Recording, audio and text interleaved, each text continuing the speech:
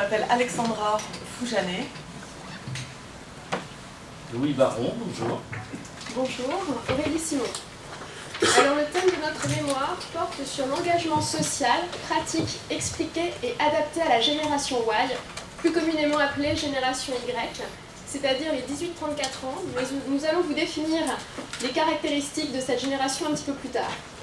Par engagement social, nous visons deux pôles, l'engagement managérial et l'engagement syndical, qui sont les deux pôles, selon Hubert Landier, qui sont nécessaires à un dialogue social efficient au sein de l'entreprise. Actuellement, de nombreuses entreprises sont confrontées aux problèmes de renouvellement générationnel, notamment liés au départ en retraite massif des baby-boomers. Trapil est l'une de ces sociétés et a accepté d'être le support de nos recherches. Trapil est une société de transport de produits pétroliers par pipeline qui a été créée en 1950.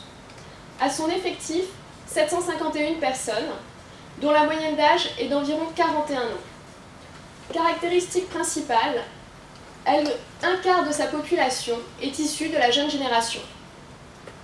Si l'on se réfère à nos deux pôles, managérial et syndical, d'un point de vue syndical, la moyenne d'âge des représentants du personnel est supérieure à celle de l'entreprise et seulement 5% des représentants du personnel sont issus de la jeune génération. Maintenant, si l'on se réfère au niveau managérial, la moyenne d'âge est encore plus élevée et ressort à 48 ans et seulement 8% de l'encadrement intermédiaire est issu des jeunes générations. Notre problématique est donc la suivante. Comment allons-nous susciter, encourager l'engagement social, tant d'un point de vue managérial que d'un point de vue syndical, pour ces jeunes générations au sein de Trapil? Notre méthodologie de travail a été la suivante. Nous nous sommes d'abord basés sur une bibliographie adaptée.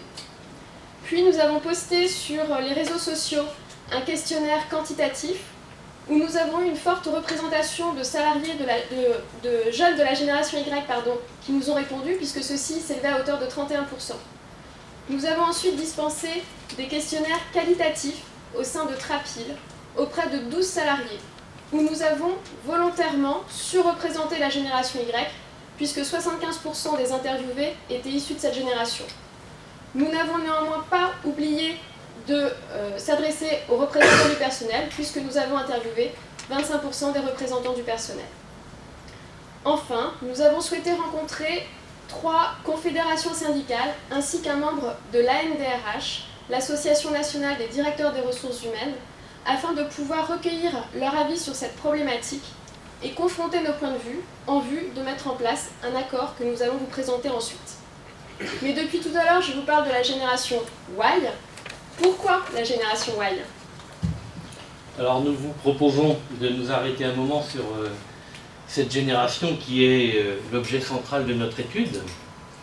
Alors tout d'abord, je peux vous indiquer que nous serons amenés à employer assez fréquemment quelques anglicismes, puisque souvent la bibliographie, les études liées à la génération Y et également aux nouvelles technologies, qui, on le verra, sont un élément important, donc amènent des expressions qui sont des anglicismes, donc on voulait vous en prévenir dès maintenant.